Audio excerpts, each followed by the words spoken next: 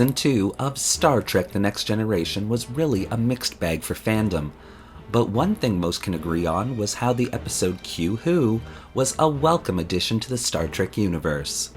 But how did this episode come to exist during a time of such turmoil for the series? Well, today we find out. Hello and welcome to Backtrek, a web series that focuses on the background information on any given topic in Star Trek. In this episode, we're taking a look at this Star Trek The Next Generation episode Q Who, to better understand its place in Star Trek history. The initial concept for the episode Q Who had actually been created by Maurice Hurley, back during the Season 1 episode The Neutral Zone. Hurley wanted there to be a trilogy in regards to these new bad guys that he intended to introduce into the Star Trek universe that he would call the Borg. The Ferengi, which Roddenberry had intended to be the new bad guys for the series, simply didn't work out, as fandom saw them more as a ridiculous joke than an actual menace. And so Hurley came up with this insectoid species that would actually be connected to the parasites seen in the Season 1 episode Conspiracy. Unfortunately, Hurley's plans for the trilogy were put on hold when the Writers Guild of America went on strike in 1988. And when production on Season 2 commenced, in order to save time and money, the production team of TNG was forced to recycle an old, almost fully completed script titled The Child as the season opener, rather than using Hurley's idea of introducing the insectoids to the universe. When production on the season was well underway and things had calmed down from the writer's strike, Hurley got to work fleshing out his idea. Hurley had always felt that Q, who had been created by Gene Roddenberry, was part of the Star Trek universe in order to teach humanity a lesson, to guide human beings into the future, and so his script would end up reflecting that point, and it certainly worked out well for his story. By the time Hurley's script had reached filmable status, budgetary constraints forced the Borg's change from being depicted as insectoids to the kooky Cybermen fandom would fall in love with. Many of Hurley's original concepts, however, did survive to become part of the Borg, which included the overwhelming group mind known as the Collective. In addition, the Borg's unique cube-shaped ship and its eerie appearance would also be carried on in Star Trek's lore, which in turn would also contribute to the Borg ascending to the height of Star Trek villainy exactly as Hurley had intended. The entire production team did an outstanding job to bring this episode to life. Rob Bowman would direct this Trek outing. Bowman directed 13 episodes of TNG, including Where No One Has Gone Before, Data Lore, Elementary Dear Data, and A Matter of Honor. A little bit of Trek trivia for you here. Rob Bowman, along with Maurice Hurley and Hurley's assistant, were the original voices of the Borg in this episode. John Delancey would reprise his role of the omnipotent being known as Q, and again in this episode he would give such an amazing performance. In fact, it was this performance that would begin the debate in the fan community as to whether or not he was actually a villain, or merely a being that was guiding humanity towards a brighter future, and this debate continues to this day. Licia Naff would be introduced in this episode in the role of Ensign Sonia Gomez. Gomez had been intended to be a reoccurring character on The Next Generation. According to Naff, I was supposed to be there for 3 episodes because they were trying to find a reason for Geordi to undergo a dangerous surgery to risk his life so he could see again. And the reason was supposed to be that we had fallen in love. But the feedback they got was that there was no way Geordi would fall in love with someone like me. I was supposed to come back and do a 3rd episode, but I wanted to cut my hair. My agent asked if it would be okay to do so, and since I wasn't under contract, they said, okay, we're releasing her.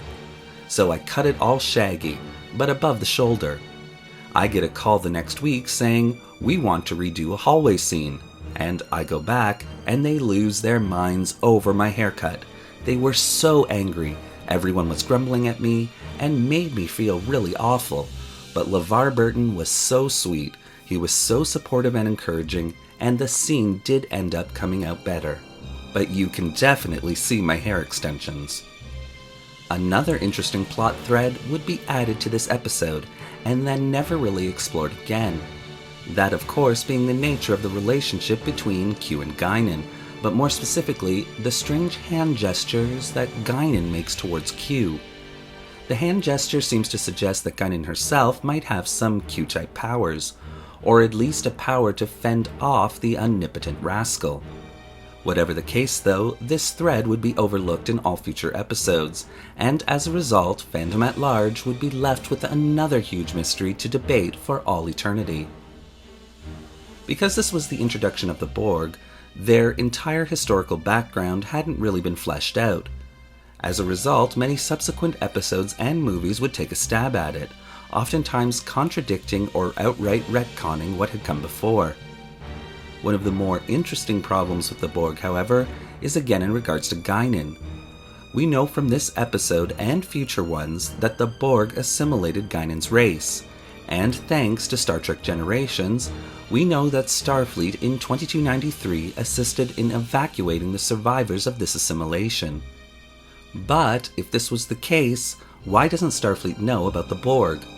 Are we really expected to believe that swooping into the rescue, that Starfleet Command wouldn't ask some of the refugees about this seemingly huge threat to the galaxy, and that they wouldn't create an entire database in regards to this threat while they attempted to seek it out and gather even more information? In fact, in future episodes of Voyager, such as Dark Frontier and The Raven, we're told that Starfleet did know about the Borg, but regarded it as more of a myth than anything else. Does any of that make sense? Would Starfleet really see the assimilation of the Elorian homeworld as being accomplished by a myth? That the survivors of the said assimilation were lying to Starfleet? There's a lot about the Borg-Starfleet connection that really makes no sense once you stop and think about it for a while. A little bit of Trek trivia for you here.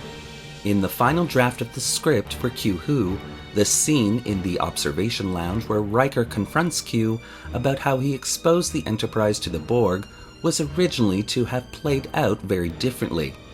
Instead, tempers were supposed to flare and Riker was to move closer to Q in an attempt to assault him. Q then was to warn Riker to stop where he was, or he would kill him. This didn't sit well with Delancey, and in the final aired version, Q merely dismisses Riker's comment with an "oh please," a much better play for the scene. The original concept for the Borg Cube was conceived by Maurice Hurley, but it was actually designed by production designer Richard James.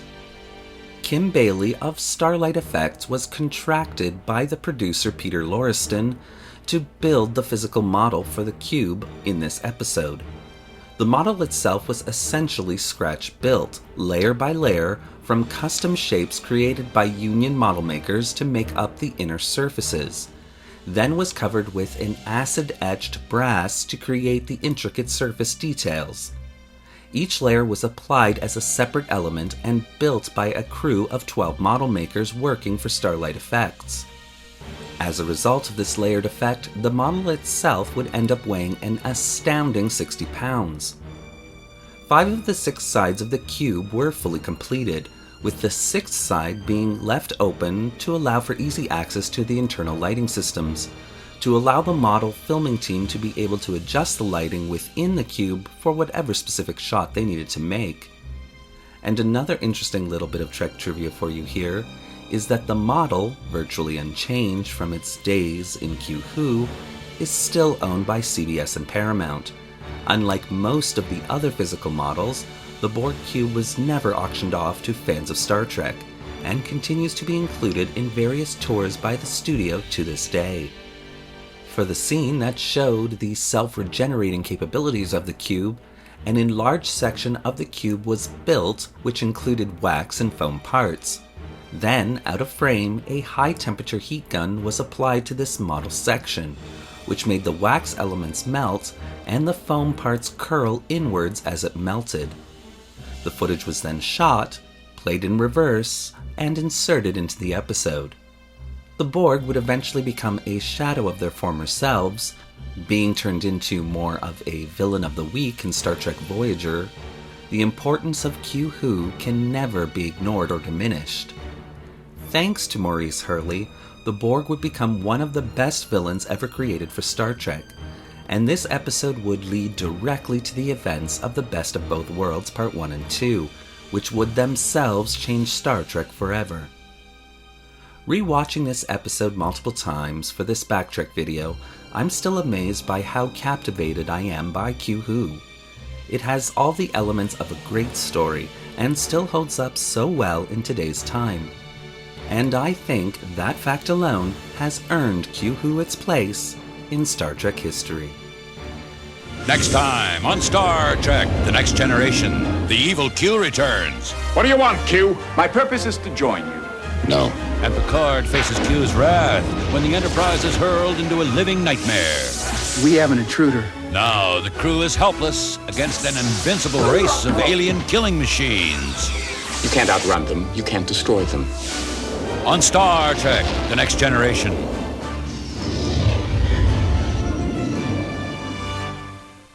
Thank you for watching today's episode of Backtrack. What do you think of the episode Q Who?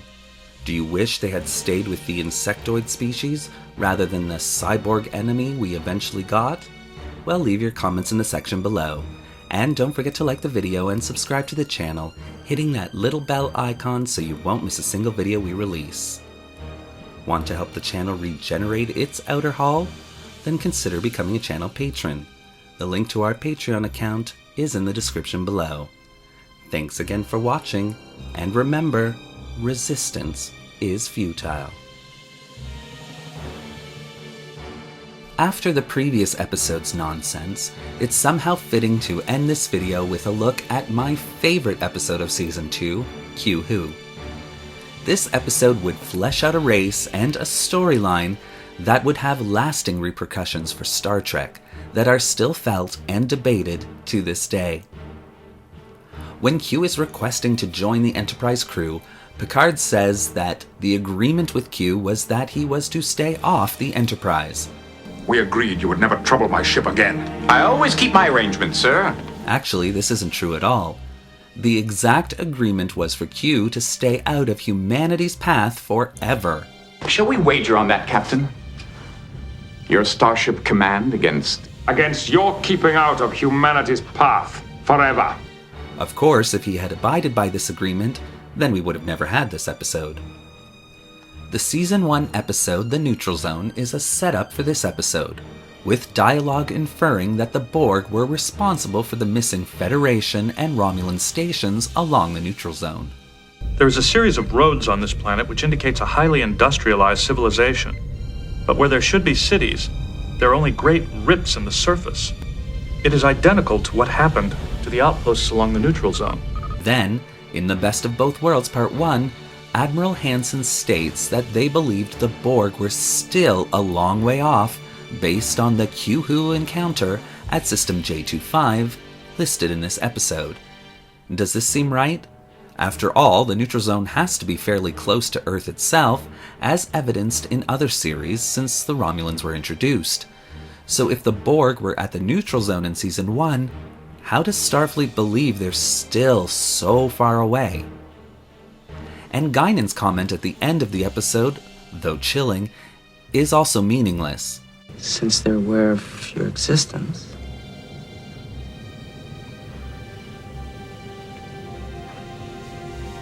They will be coming.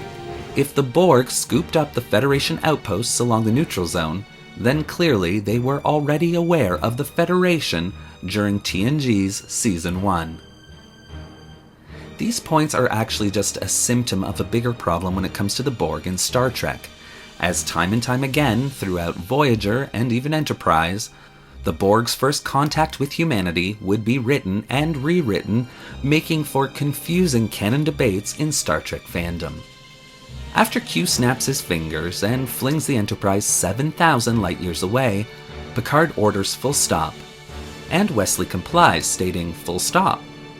Yet a few shots later, when Q is leaving the ship, the starfield is still moving. When the Borg lock a tractor beam on the Enterprise, Picard orders Worf to target the origin of the beam. Shields will be down in 18 seconds. Locate the exact source of that tractor beam. Lock on phasers. Phasers locked on target. Fire!